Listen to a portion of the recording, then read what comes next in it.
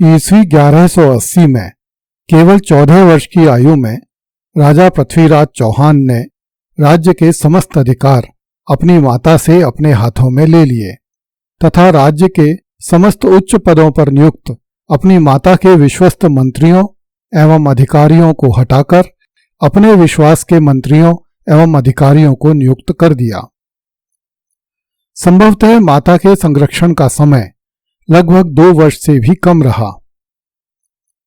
केवल 14-15 वर्ष की अल्पायु में राज्याधिकार अपने हाथ में लिए जाने का कारण राजा पृथ्वीराज की महत्वाकांक्षा एवं कार्य संचालन की क्षमता उत्पन्न हो जाना हो सकता है।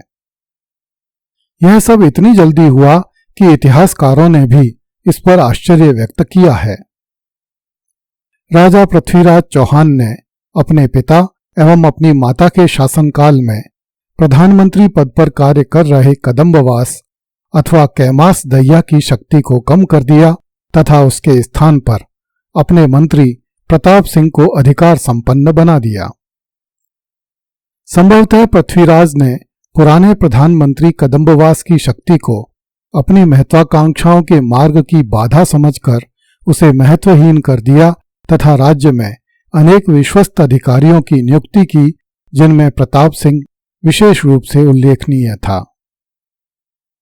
प्रधानमंत्री कदम्बवास अधिक समय तक जीवित नहीं रहा। कुछ इतिहासकारों ने लिखा है कि पृथ्वीराज के भाग्य ने कदम्बवास को पृथ्वीराज के मार्ग से हटाया। पृथ्वीराज रासों के लेखक ने कदम्बवास की हत्या स्वयं पृथ्वीराज द्वारा किया जाना लिखा है तथा पृथ्वीराज प्रबंध में कदम्बवास की मृत्यु का कारण प्रताप सिंह को बताया गया है। डॉक्टर दशरथ शर्मा राजा पृथ्वीराज या मंत्री प्रताप सिंह को प्रधानमंत्री कदम्बवास की मृत्यु का कारण नहीं मानते, क्योंकि हत्या संबंधी विवरण बाद के ग्रंथों पर आधारित है। मृत्यु संबंधी कथाओं में सत्यता का कितना अंश है यह कहना कठिन है, किंतु पृथ्वीराज की शक्ति संगठन की योजनाएं इस ओर संकेत करती हैं कि पृथ्वीराज ने अपनी महत्वाकांक्षाओं की पूर्ति में कदम्बवास को बाधक अवश्य माना होगा तथा उससे मुक्ति का मार्ग ढूंढ निकाला होगा। डॉक्टर गोपीनाथ शर्मा ने लिखा है कि इस कार्य में मंत्री प्रताप सिंह का सहयोग मिलना असंभव नहीं दिखता। इस कल्पना की पुष्टि कदम्बवास के ईस्वी 1180 के पश्चात कहीं भी महत्वपूर्ण घटनाओं के साथ उल्लेख के अभाव से होती है। पृथ्वीराज का मुख्य सेनापति स्कंद गुजरात का नागर ब्राह्मण था।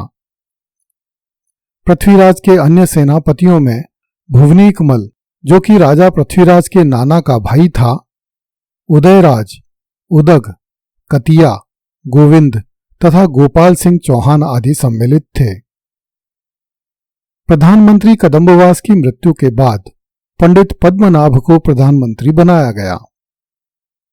पृथ्वीराज के मंत्रियों में जयानक, विद्यापति गौड़, वाशीश्वर जनार्दन, विश्वरूप, राम भट्ट और प्रताप सिंह आदि कई मंत्री सम्मिलित थे। इनमें से जयानक ने पृथ्वीराज महाकाव्यम की रचना की। राम भट्ट इतिहास में चंद्रबरदाई के नाम से प्रसिद्ध हुआ। उसने पृथ्वीराज रासो नामक काव्य के आरंभिक खंड की रचना की थी। इस प्रकार शासन के आंतरिक ढांचे पर नियंत्रण करने के बाद पृथ्वीराज ने अपनी विजय नीति को आरंभ करने का बीड़ा उठाया। पृथ्वीराज के गद्दी पर बैठने के कुछ समय बाद अपर गांगे ने विद्रोह का झंडा उठाया। उसने गुड़पुर पर अधिकार कर लिया, जिसे अब गुड़गांव तथा गुरुग्राम कहा जाता है। राजा पृथ्वीराज ने अपर गांगे को परास्त कर दिया तथा उसकी हत्या करवाई। इस पर अपर गांगे के छोटे भाई नागार्जुन ने विद्रोह का झंडा उठाया तथा गुड़गांव पर अधिकार कर लिया। राजा पृथ्वीराज ने फिर से गुड़गांव पर आक्रमण किया। नागार्जुन की सेना का नेतृत्व देवभट्ट नामक सेनापति ने किया। नागार्जुन की सेना काफी बड़ी थी और सेनापति देवभट्ट भी वीर था, किंतु स्वयं नागार्जुन में साहस की कमी थी। जब पृथ्वीराज की सेना लड़ने के लिए आई तो नागार्जुन रात्रि के समय चुपचाप गुड़गांव से भाग निकला, किंतु नागार्जुन की माता, स्त्री, बच्चे और परिवार के अन्य सदस्य पृथ्वीराज के हाथ लग गए। पृथ्वीराज उन्हें बंदी बनाकर अजमेर ले आया। इस युद्ध में पृथ्वीराज को अथाह संपत्ति की प्राप्ति हुई। पृथ्वीराज विजय के अनुसार राजा पृथ्वीराज चौहान बहुत से विद्रोहियों को पकड़कर अजमेर ले आया तथा उन्हें मौत के घाट उतारकर उनके मुंड नगर की प्राचीरों और द्वारों पर लगाए, जिससे भविष्य में अन्य शत्रु सिर उठाने की हिम्मत नहीं कर सकें। नागार्जुन का क्या हुआ, कुछ विवरण ज्ञात नहीं होता।